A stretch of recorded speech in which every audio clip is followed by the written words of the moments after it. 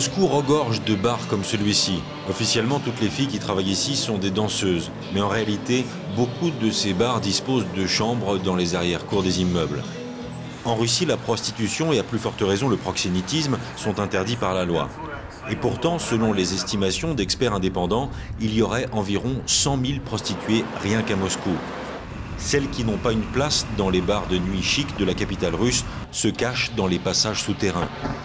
Salut. Bonjour, on a des filles à partir de 80 €, il faut laisser la voiture ici et descendre. C'est la première étape de la transaction. La suite se déroule un peu en retrait de cette grande avenue à quelques kilomètres de la place Rouge. Et là encore, ce sont des femmes qui se chargent de s'occuper des clients. Alors, dites-nous tout. Bon, alors c'est les prix, hein. Bon, celles à 80 € sont là, celles à 130 sont par là. Les clients ont le choix entre une vingtaine de jeunes filles dont certaines sont à peine majeures. Bon, les gars, elles font bien leur boulot, elles sont pas capricieuses. Les filles ne savent jamais avec qui elles partent et ce qui pourrait leur arriver. Elles viennent souvent de province et beaucoup ont déménagé à Moscou avec la certitude de trouver un emploi. Eh ben, j'étais d'accord, je suis venue à Moscou pour travailler comme barwoman, comme elle me l'avait promis. Mais quand je suis arrivée, elle m'a promené 3 jours, puis elle m'a tout de suite enfermée et pris tous mes papiers d'identité.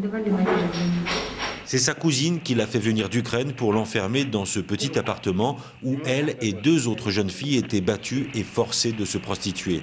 Cette jeune fille a 17 ans. Selon les experts indépendants, Moscou compte des centaines de maisons closes clandestines comme celle-ci. Quand la police ferme un bordel clandestin, certaines des filles sont placées dans ce centre de réhabilitation financé par l'Union européenne. Ce centre, c'est un centre secret. Les victimes de trafic d'êtres humains sont les témoins de crimes sérieux. Les jeunes filles de ce centre sont menacées de mort et les images sont floues pour éviter qu'elles ne soient reconnues. Svetlana a 17 ans et elle aussi a été enfermée dans un appartement et violée jusqu'à 20 fois par jour. Le pire pour moi, ça a été le cas de cette jeune fille infectée par les virus du sida. Elle ne le savait pas et si elle l'a attrapée, c'est la conséquence du trafic d'êtres humains. En Russie, c'est l'unique centre de réhabilitation pour les victimes d'exploitation sexuelle. Il est ouvert depuis seulement quelques mois et il est déjà débordé.